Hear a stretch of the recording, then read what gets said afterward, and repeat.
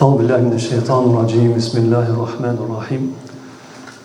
Falënderojmë Allahun subhanahu wa taala, ata e lutemi ashtu si i ka hijes atij subhanahu wa taala, pastaj dërgojmë selavatet dhe selame për të dashurin ton Muhammedin sallallahu alaihi wasallam.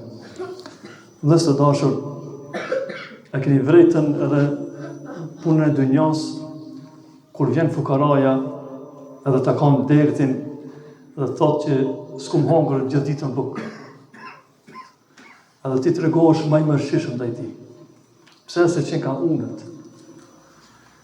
Këtu desha këtë muhabet desha me lidh me raport me Zotin subhanahu wa taala. Ne rrimi gjithë ditën unët.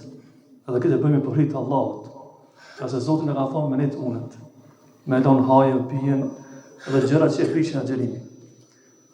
Po këtu desha me lidh me një sen tjetër.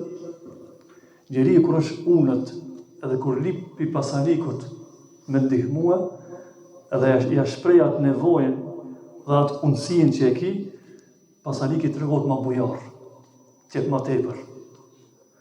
Kjo është në raport me Zotin, subhanahu wa taala. Ne më thonë Ramazan e shprehmi atë për uljen para Zotit, edhe tregojmë që jemi të unët, edhe kemi nevojë për Zotin.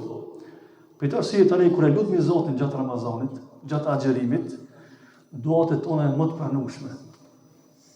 Këtë arsye Allah subhanahu wa taala kur shikon ajetet e agjerimit, në mes ajetet të agjerimit është ajeti i duas. Allah thotë: "Wa idha sa'alaka ibadi 'anni fa inni qarib." Nëse të pyesin robët e mi se ku është Zoti, thuaju atij ai është afër. Fastajibu li wa li'minu bi la'allahum yarshudun. Ata në të përgjigjen mua, unë va pranoj lutjet me qëllim që të jenë rrugën e drejtë. Pra shikoni, në mes ajetet të agjerimit është duaja. Pse duaja? Nga se ne ja shprehmi Zotin nevojën që kemi për Allah. Ne jemi fukara, o Zot, më ndihmo. Jam i nevojshëm për rahmetin tënd.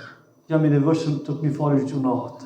Jam i nevojshëm të më udhëzosh, të më drejtosh, të marrësh familjen, më udhëzosh familjen, o Zot. Po ti nëse nuk uzon, o Zot, unë s'kam ku shkoj. Ne shpemi fukara lëkin për Allah subhanahu wa taala.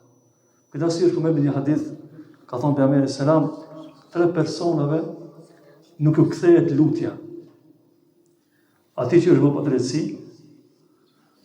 imamit të drejtë dhe ai i cili është agjerueshëm. Për shkak që tash pak më herët, fukara para Zotit tregohesh, me agjerim tregohesh nevojtar. Dhe ja shpreh Zotit dhe duaja e agjeruesit është më e pranuar te Allahu subhanahu wa taala.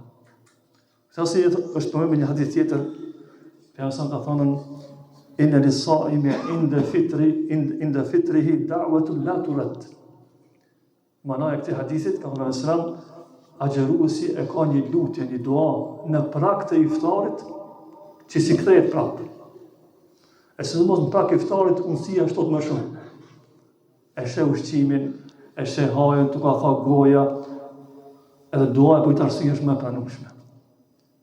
Se njeriu kur e shpreh nevojën për Zotin, Zoti e pranon lutjen. Për këtë arsye tregohet hadithin që e keni dëgjuar më herët, pejgamberi e tregon një person i cili kishte dal rrugës, edhe i shplunos, e ka kapeluni. Edhe ta thonë: ja Rab, ka pas nevojë. Dhe Allah ja ka treguar në hadithin që këtij personi sa ka pranuar lutjen nga se ushqimin e ka pas haram dhe pijen e ka pas haram. Dhe Ibn Taymija rahimahullah thot robi kur do më bëj dua, është mirë me dal para Zotit në formën që tregohet më shumë i nevojshëm. Mi pas shokte e prishura, me kajt pak para Allahut, me shpreh nevojën për Zotin, për uljen para Allahut, nëse në këtë formë njeriu del para Allahut, Zoti që i lutin nuk e kthen prapë. Tani kthehemi te duaja e Yunusit alayhis salam. Çka tha Yunusi alayhis salam kur ishte në barkën e peshkut? La ilaha illa anta subhanaka inni kuntu min adh-dhalimin. E madhrej Zotin subhanahu wa taala tha: ti je lartë metave o Zot. Unë jam ai që i kumbo vetet pa drejtësi. Çka bëri këtu? E ngriti Allahu subhanahu wa taala, e madhëri Zotin, pjesa tjetër e nënshmoi veten. U tregu, më thonë, zullumqar. I bëna padrejtësi vetë o Zot. Ne nuk i bëmi vetë padrejtësia. E që këtë padrejtësien, gjunahat, që këtë ankesën, në lutje është mirë me e shprej. Që përmendë edhe të Jakubi a.s. Kur ka humbë ngjarjen e vetë, e cili rastin e Benjaminit dhe Jusufit, aty Allah përmend një detaj se si bëri dua Jakubi a.s. Rabbi inni ashku bethi wa huzni ila Allah.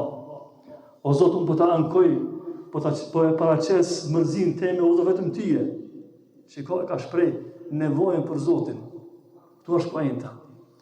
Ne duhet me shprej nevojën para Zotit, që në qëllim që Allahu subhanahu wa taala me qenën me në panu lutjet tona. E agjeruesi, bajgit të regoti nevojshëm për Allah. S'ka hangër, s'ka pije, e ka lënë hajë dhe pi, i lodhur, e ka mund dënjoja, në prag të iftarit, e duaja e agjeruesit është më e pranueshme. Për i arsye kësaj vetën dhe juve, çdo natë para iftarit dojnë 10 minuta, 5 minuta, bën dua. Edhe kaja detin Allah subhanahu për çdo nevojë që ke. Se jeni në gjendje shumë të lodhur, të raskapitur, edhe këtë kemo për Allah. E Allah në këtë gjendje nuk e kthen mbrapsht. Allah na pranon lutjet, e na mësoft Allah subhanahu të drejtohemi atij, ashtu ai si është razi për neve. Wa aqulu ma tasma'un wa akhiru da'wana alhamdulillahi rabbil alamin. Vazhdojmë me namazin.